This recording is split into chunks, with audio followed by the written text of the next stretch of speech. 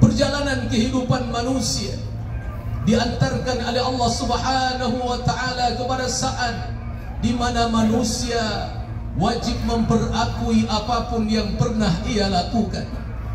Semua perbuatan, lisan yang berkata, kaki yang melangkah, tangan yang diayunkan, semua sikap apapun yang kita lakukan akan ditampakkan nyata di pembalasan Allah Subhanahu wa taala.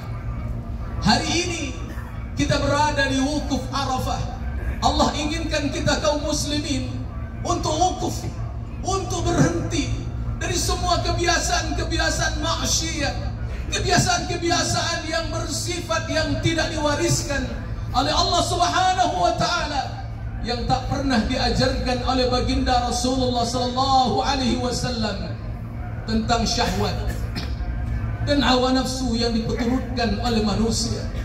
Hari ini kita wukuf di Arafah, mengenalkan diri kita kepada Allah Azza wa Jalla, mengenalkan tentang diri kita adalah seorang hamba yang penuh dengan kehinaan, yang penuh dengan keteledoran dan kesalahan yang pernah kita lakukan. Oleh karena itu kaum muslimin yang dimuliakan Allah Subhanahu wa taala, sambutlah kemenangan di hari puncak haji yang telah Allah siapkan untuk kita kaum muslimin, di mana hari ini Allah Subhanahu wa taala sedang berbangga melihat hambanya yang berkumpul di padang Arafah, yang menyaksikan setiap hambanya yang telah mengakui dirinya dalam kelemahan dan kehinaan maksiat yang pernah dilakukan kepada Allah Subhanahu wa taala. Dari Abdullah Amr bin As bahwa beliau pernah mendengarkan Rasulullah sallallahu alaihi wasallam bersabda, "Inna Allah azza wa jalla yubahi malaikatahu ashiyata Arafah bi ahli Arafah fayaqul unzuru ila ibadi atawni syu'san wubran."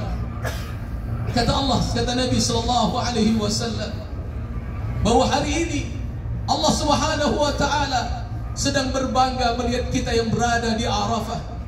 Bahkan Allah Subhanahu wa taala membanggakan kita di tengah para malaikatnya yang mulia. Lalu Allah Subhanahu wa taala berkata kepada para malaikat yang mulia, "Unzuru ila ibadi." Perhatikanlah hari ini hamba-hambaku, mereka mendatangiku dalam keadaan kusut dan penuh dengan debu. Allah Subhanahu wa taala berbangga dengan keberadaan kita kaum muslimin yang berada di padang Arafah dalam keadaan wajah mungkin kita kusut, dalam keadaan tubuh kita penuh dengan debu, memperakui kelemahan dan kehinaan kita di hadapan Rabb. Para ibadur rahman, duyufur rahman yang dimuliakan oleh Allah Subhanahu wa taala, maka kesempatan yang mulia yang dihidangkan oleh Allah Subhanahu wa taala, yang merupakan hari dan waktu di mana Allah Subhanahu wa taala paling banyak membebaskan hambanya dari neraka, adalah Yaum Arafah, yang dikatakan oleh Nabi sallallahu alaihi wasallam sebagaimana disebutkan dalam hadis Imam Muslim, bahwa Allah Subhanahu wa taala paling banyak membebaskan hambanya dari neraka adalah di hari Arafah.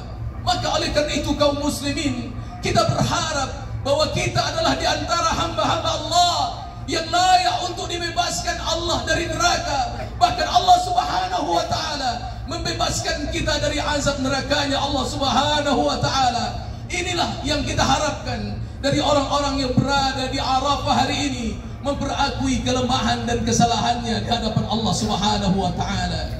Kaum muslimin yang dimuliakan oleh Allah Subhanahu wa taala, maka wukuf di Arafah mengajarkan kita tentang makna kehidupan yang suatu saat akan berhenti pada waktu yang telah ditentukan oleh Allah Subhanahu wa taala.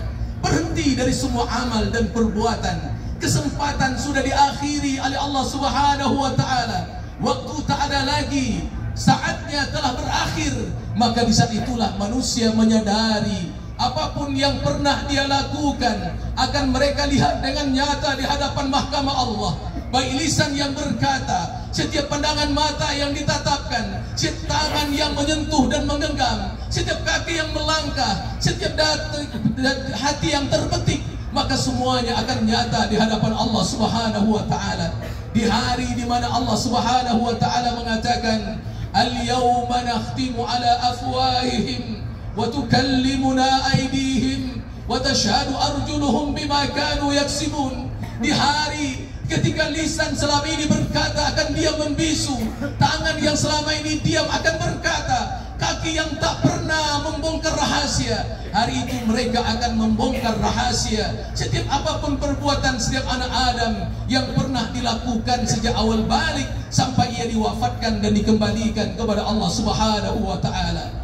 Maka wukuf mengajarkan kita untuk mengenal Allah di padang Arafah ini, tentang siapa kita dan akan kemana kita, tentang siapa kita dengan semua nikmat yang telah Allah hadirkan kepada kita. Lalu pantaskah kita hari ini kaum muslimin, orang-orang yang telah wukuf di Arafah, setelah selesai dari Arafah kembali kepada kebiasaan maksiatnya, padahal sesungguhnya kaum muslimin, kehidupan kita tidak satu pun bisa terlepas dari Allah Subhanahu wa taala.